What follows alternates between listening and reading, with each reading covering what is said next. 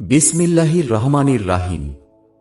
হযরত আব্বাস রাদিয়াল্লাহু আনহু থেকে বর্ণিত, তিনি বলেন, মুআজ ইবনে জাবাল রাদিয়াল্লাহু আনহুকে ইয়ামানের শাসক নিয়োগ করে পাঠানোর সময় নবী করিম সাল্লাল্লাহু আলাইহি ওয়াসাল্লাম তাকে বলেছিলেন, তুমি আহলে কিতাবের কাছে যাচ্ছ, কাজেই তাদের কাছে যখন পৌঁছাবে তখন তাদেরকে এ কথার দিকে দাওয়াত দিবে, তারা যেন সাক্ষ্য দিয়ে বলে যে আল্লাহ ছাড়া কোনো ইলাহ নেই এবং মুহাম্মদ সাল্লাল্লাহু আলাইহি ওয়াসাল্লাম আল্লাহর রাসূল।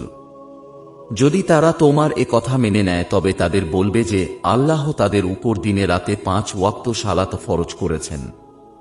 যদি তারা এ কথাও মেনে নেয় তবে তাদের বলবে যে আল্লাহ তাদের উপর সাদকা, জাকাত ফরজ করেছেন, যা তাদের ধনীদের নিকট থেকে গ্রহণ করা হবে এবং অভাবগ্রস্তদের মধ্যে বিতরণ করে দেওয়া হবে। তোমার এ কথা যদি তারা মেনে নেয় তবে কেবল তাদের উত্তম মাল গ্রহণ থেকে বিরত থাকবে এবং মজলুমের বদদুয়াকে ভয় করবে, কেননা তার বদদুয়া আল্লাহর মাঝে কোনো পর্দা থাকে না।